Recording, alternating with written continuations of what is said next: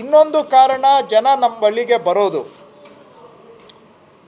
ಅವರು ಜಮೀನಿನ ಮಾಲೀಕರು ಮೃತರಾದ ಮೇಲೆ ವಾರಸುದಾರರ ಹೆಸರಿಗೆ ಖಾತೆ ಮಾಡಿಸ್ಕೊಳ್ಳೋದಕ್ಕೆ ದಿನಾ ಜನ ಅಲಿತಾರೆ.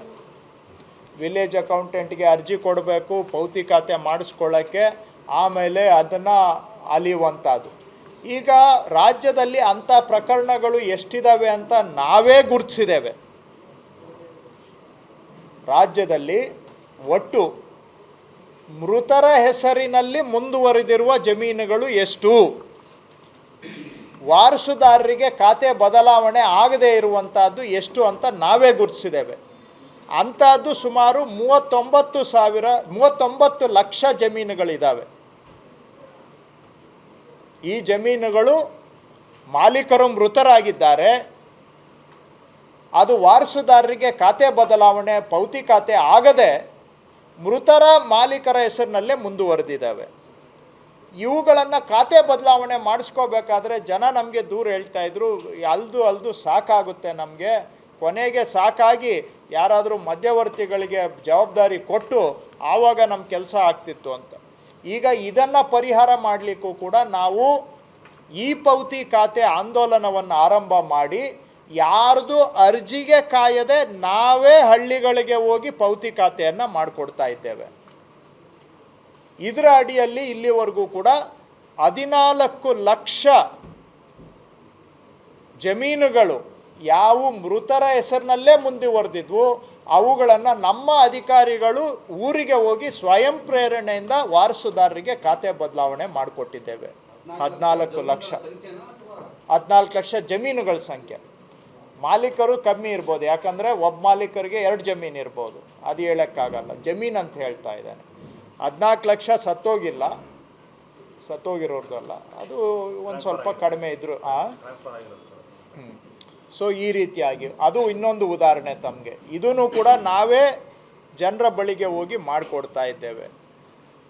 ಮೂರನೇದು ಉದಾಹರಣೆ, ಈಗ 1940-50ನೇ ಇಸ್ವಿಯಿಂದ ಎಷ್ಟೋ ಜನಗಳಿಗೆ ನಾನಾ ಯೋಜನೆಗಳಲ್ಲಿ ಜಮೀನುಗಳು ಮಂಜೂರಾಗಿದ್ದಾವೆ. ದರ್ಖಾಸ್ತಲ್ಲಿ ಆಗಿದ್ದಾವೆ, ಫಾರ್ಮ್ 50 ಮುಖಾಂತರ ಆಗಿದ್ದಾವೆ, 53 ಮುಖಾಂತರ ಆಗಿದ್ದಾವೆ, 57 ಮುಖಾಂತರ ಆಗಿದ್ದಾವೆ. ಆದರೆ ಈ ಲಕ್ಷಾಂತರ ಜಮೀನುಗಳಿಗೆ ಅವರಿಗೆ ಮಂಜೂರಾಗಿದ್ದರೂ ಕೂಡ, ಸಾಗುವಳಿ ಮಾಡ್ತಾ ಇದ್ದರೂ ಕೂಡ ಅವರಿಗೆ ಜಮೀನಿನ ಮಾಲೀಕತ್ವದ ಎಲ್ಲ ದಾಖಲೆಗಳನ್ನು ಕೊಟ್ಟಿಲ್ಲ. ಉದಾಹರಣೆಗೆ ಅವರಿಗೆ ಪೋಡಿ ದುರಸ್ತ ಆಗಿಲ್ಲ. ಪೋಡಿ ದುರಸ್ತ ಆದರೆ ಸಪ್ರೇಟು ಅವ್ರಿಗೆ ಒಂದು ಸರ್ವೆ ಆಗುತ್ತೆ, ಸರ್ವೆ ಸ್ಕೆಚ್ ಆಗುತ್ತೆ, ಆಕಾರ ಬಂದಾಗುತ್ತೆ, ಟಿಪ್ಪಣಿ ಆಗುತ್ತೆ, RTC ಆಗುತ್ತೆ. ಇಷ್ಟೆಲ್ಲ ಆದರೆ ಅವ್ರಿಗೆ ಸಂಪೂರ್ಣ ಮಾಲೀಕತ್ವ ಸಿಗುತ್ತೆ. ಇಲ್ಲ ಅಂತೇಳಿದರೆ ಬರೀ RTC ಅಂತೇಳಿದರೆ ಸರ್ಕಾರ ಜಮೀನಲ್ಲಿ ಅವರಿದ್ದಾರೆ ಅಂತ ಒಂದು ಎಂಟ್ರಿ ಇರುತ್ತೆ, ಅಷ್ಟೇ ಬಿಟ್ಟರೆ ಸಂಪೂರ್ಣ ದಾಖಲೆ ಅವರಿಗೆ ಸಿಗೋದಿಲ್ಲ. ಅವರು ಅದನ್ನು ಮಕ್ಕಳಿಗೆ ಭಾಗ ಕೊಡಬೇಕಾದ್ರೂ ಸಮಸ್ಯೆ, ಪರಬಾರೆ ಅಂತೂ ಮಾಡೋಕ್ಕಾಗೋದೇ ಇಲ್ಲ. ಕೆಲವು ನ್ಯಾಷನಲೈಸ್ಡ್ ಬ್ಯಾಂಕ್ಸಿಗೆ ಹೋದರೆ ಇದನ್ನು ಸಾಲಕ್ಕೂ ಕೂಡ ಅವರು ಪರಿಗಣಿಸೋದಿಲ್ಲ, ಯಾಕಂದರೆ ಇದು ಪೂರ್ಣದ ಮಾಲೀಕತ್ವ ನಿಮಗೆ ಬಂದಿಲ್ಲ ಅನ್ನೋ ಕಾರಣಕ್ಕೆ. ಹಿಂದೆ ಒಂದೊಂದು ಪೋಡಿ ದುರಸ್ತು ಮಾಡಿಸ್ಕೋಬೇಕಾದ್ರೆ ಏಕ ವ್ಯಕ್ತಿ ಅರ್ಜಿ ಕೊಡಬೇಕಾಗಿತ್ತು, ಕೊಟ್ಟು ಅವರೇ ಕಡತ ಬಿಲ್ಟ್ ಮಾಡಿಸ್ಬೇಕು. 1 to 5 ಫೈಲನ್ನು ರೈತರ ಅರ್ಜಿ ಕೊಟ್ಟು ಒಬ್ಬೊಬ್ಬ ಅರ್ಜಿದಾರನಿಗೂ ಒಂದೊಂದು ಕಡತ ಆಗಬೇಕಾಗಿತ್ತು. ಇದು ಪ್ರಯತ್ನ ಮಾಡಿ ಇದು ಆಗೋದೇ ಇಲ್ಲ ಅಂತ ಜನ ಬಿಟ್ಟಿದ್ರು ಪೋಡಿ ದುರಸ್ತು ಮಾಡಿಸುವಂಥದ್ದು. 2018ರಿಂದ 2023ರವರೆಗೆ 5 ವರ್ಷದಲ್ಲಿ ಎಷ್ಟು ಪೋಡಿ ದುರಸ್ತಾಗಿದೆ ಅಂತ ನಾವು ನೋಡಿದರೆ ಇಡೀ ರಾಜ್ಯದಲ್ಲಿ 8500 ಪ್ರಕರಣ ಮಾತ್ರ 5 ವರ್ಷದಲ್ಲಿ ಪೋಡಿ ದುರಸ್ತಾಗಿದೆ. ಈಗ ನಾವು ಕೂಡ ಇದನ್ನು ಜನ ಅರ್ಜಿ ಕೊಡೋದಕ್ಕೆ ನಿರ್ಬಂಧನೆ ಮಾಡಿದ್ದೇವೆ. ಈಗ ಏಕ ವ್ಯಕ್ತಿ ಪೋಡಿಯಲ್ಲಿ ಯಾರು ಅರ್ಜಿ ಕೊಡಬಾರದು, ಅರ್ಜಿ ಬೇಕಾಗಿಲ್ಲ, ಅರ್ಜಿ ತಗೊಳ್ಬಾರ್ದು, ನಾವೇ ಹೋಗಿ ಅವ್ರದ್ದು ಕಡತ ತಯಾರು ಮಾಡಿ ಪೋಡಿ ಮಾಡಿಕೊಡುವಂತಹ ನನ್ನ ಭೂಮಿ ಅಭಿಯಾನವನ್ನು ನಡೆಸ್ತಾ ಇದ್ದೇವೆ. ಇದರಲ್ಲಿ ಇಲ್ಲಿವರೆಗೆ 2,52,000 ರೈತರದನ್ನು ನಾವು ಪೋಡಿ ದುರಸ್ತಿಗೆ ಆದೇಶ ಮಾಡಿದ್ದೇವೆ. ಈಗ 5 ವರ್ಷ ಹಿಂದೆ ಆಗಿದ್ದು 8,500 ಪ್ರಕರಣ, ಈಗ ನಾವು ಒಂದೂವರೆ ವರ್ಷನೂ ಇಲ್ಲ, 2025 ಜನವರಿಗೆ ಶುರು ಮಾಡಿದ್ವಿ.